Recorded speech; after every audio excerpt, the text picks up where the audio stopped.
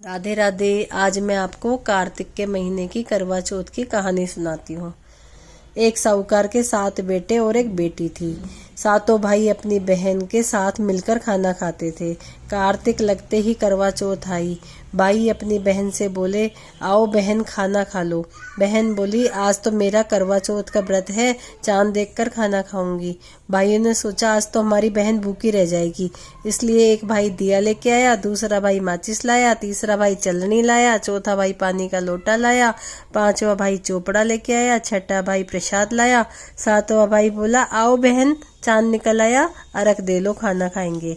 तो बहन अपनी भाभीियों से बोली, आओ भाभीियों अरग दे लो।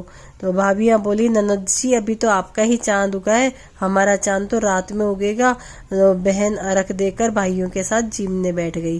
पहला ग्रास तोड़ा तो उसमें बाल आया, दूसरा लिया तो उसमें छींक आ गई, तीसरा ग्रास तोड़ते ही ससुराल से बुलावा आ गया। फिर माँ ने बोला, बेटा कपड़े बदल लो। और वो तो पेटी बक्से खोली तो उसमें या तो काले या फिर सफेद कपड़े हो गए। जो माँ वो बोली, माँ इसमें तो काले और सफेद कपड़े हैं। माँ बोली, बेटा जो तेरे भाग्य में है तो वही होगा, तो पहन ले। वो तो जैसा काला सफेद मिला वो उसको पहन के और तैयार हो गई।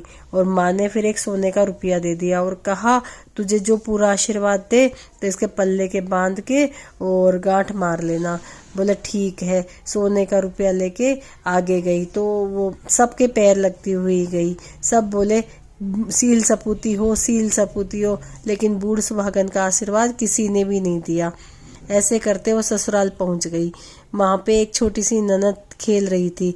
उसको बोली, ननद जी पगा लगती हूँ। वो बोली, सील सपूती हो, बूढ़ सुहागन हो, तेरा पति की लंबी उम्र हो, 7 बेटों की माँ हो। ऐसे उसको पूरा आशीर्वाद दिया। उसने वो सोने का रुपया ननद को देकर पल्ले के गांठ बांध ली। घर के अंदर गई तो वहां पे रोना पीटना लगा हुआ था। उसका पति मर चुका था। वो बोली, मैं मेरे पति को जलाने नहीं दूंगी, तो मेरी तो जंगल में झोपड़ी बनवा दो, इनके साथ मैं जंगल में रहूंगी। तो सब बोले कि कोई बात नहीं, अब ये कहती है तो जंगल में झोपड़ी बनवा दी। वो अपने पति को लेके जंगल में रहने लगी। छोटी सी ननद रोजाना भाभी को रोटी दे के आती थी, वो खाती और अपने पति की वो सेवा करती रहती थी। और ऐसे करते करते ही वहां की चौथ आ गई। वो गाजती घोरती चौथ माता आई और आके वो बोली कि गणी बुखाड़ू 7 भाइयों की बहन, दिन में चांद देखने वाली, चलनी में से चांद देखने वाली, ऐसे उसको डांटने लगी। तो वो बहू बोली कि माँ, वो मेरे भाई नहीं थे, वो दुश्मन थे पिछले जन्म के, अब मेरा सुहाग लौटा दो। तो माँ बोली, मेरे से बड़ी बैसाख की चौथ आएगी, तुम उनके पैर पकड़ लेना। बैसाख की चौथ आई तो उनके पैर पकड़ लिए। चौथ माता बोली, छोड़ मेरे पैर पापनी हत्यारन, 7 भाइयों की बहन भूखी, मेरे पैर छोड़। तो वो बोली, माँ मेरा सुहाग लौटा दो, मैं पैर नहीं छोड़ूंगी। फिर माँ बोली, मुझसे बड़ी भादवे की चौथ आएगी, तुम उसके पैर मत छोड़ना, अगर उसके पैर छोड़ दिए तो तुम्हें कहीं जगह नहीं मिलेगी। अब वो ऐसे ही इंतजार करी और वो ऐसे करते भादवे की चौथ आ गई और चौथ माता आई, उनके पैर पकड़ लिए कि माँ मेरा सुहाग लौटाओ। अब चौथ माता उसको बोली, छोड़ मेरे पैर भूखी, 7 भाइयों की बहन, चालनी में से चांद देखने वाली, छोड़ मेरे पैर।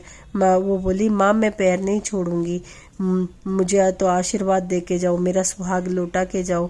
माँ बोली कि तेरा सुहाग मेरे से बड़ी करवा चौथ माता ने लिया है, वही तेरा सुहाग लौटा के जाएगी, लेकिन सारे सुहाग के सामान जैसे वो मांगे वैसे देती जाना, सब मंगा के रखना पहले से ही। और रोली, मेहंदी, काजल, टीकी, बेस, चूड़ा, चिटकी, सब सामान मंगा के रखना। अब वो दूसरे दिन ननद आई खाना देने, तो उसको सारा सामान लाने के लिए बोल दिया और वो पूरा सामान मंगवा के रखी। रोली, मेहंदी, काजल, टिकी, बेस, सब सामान ननद ने ला दिया।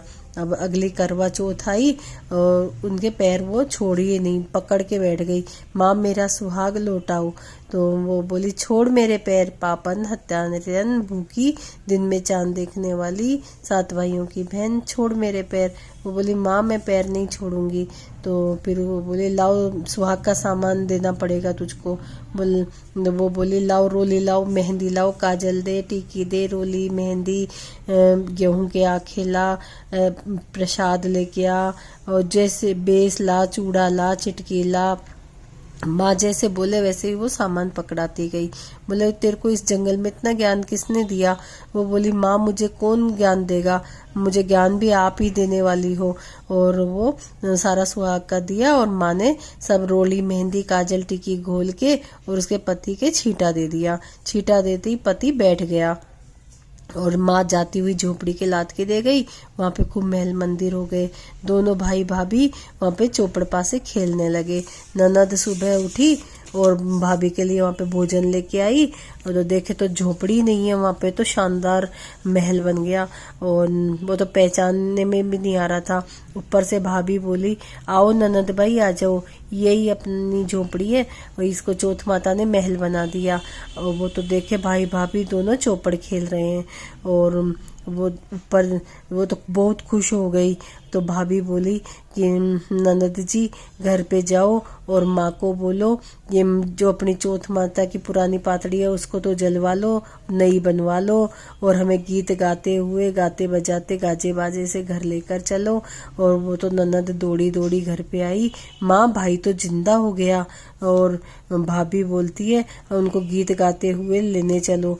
अब सासू गीत गाती हुई बहू को लेने आई। बहू बेटे को जिंदा देख के बहुत खुश हो गई और बहू सास के पैरों पड़ी, सास बहू के पैरों पड़ी। दोनों एक दूसरे से कहने लगी कि आपके भाग्य से ही सही हुए हैं। सासू बोली इनके बहू घर चलो, चौथ माता का उज्जैन न करो। सासू बहू बेटे को लेकर घर गई और बहुत खुश हुई। पूरी नगरी में हेला फिरा दिया कि सब चौथ माता का व्रत करो, 12 महीने की 12 करो, 12 नहीं तो 6 करो, 6 नहीं तो 4 तो करो ही। दीदे की गोडे की सुहाग की और ऐसे बेटे के लिए सब चौथ माता का व्रत करो। बोलो चौथ माता की जय। अब आपको मैं गणेश जी की कहानी भी सुना देती हूँ। ओटो मोटो चांदन चोटो गोरी पुत्र विनायक मोटो राजा ध्यावे राजने में ध्यावा माँ का काज न ऊट तपसी बैठ लपसी लपसी न लपको फल तपसी न तपको फल माँ ने माँ की कथा कहानी को फल छोटी सी आड़ी बाड़ी जी में बैठी कान कवारी न काई पूजा रोना दे सूरज भगवान ने पूजा अन्न पूजा काई होए अंधन का भंडार होए बूढ़ी की मोक्ष हो जाए तरणी पुत्र खिलाए आस माता आस्ती जो बैकुंठा को बास्ती जो धरणी का भाग धरानी का चुड़ले दड़ दड़ जाजो संपता जो जेठ की जेठानी देवर की दो रानी। छोटा सा गणेश जी की यही कहानी। बोलो गणेश जी महाराज की जय।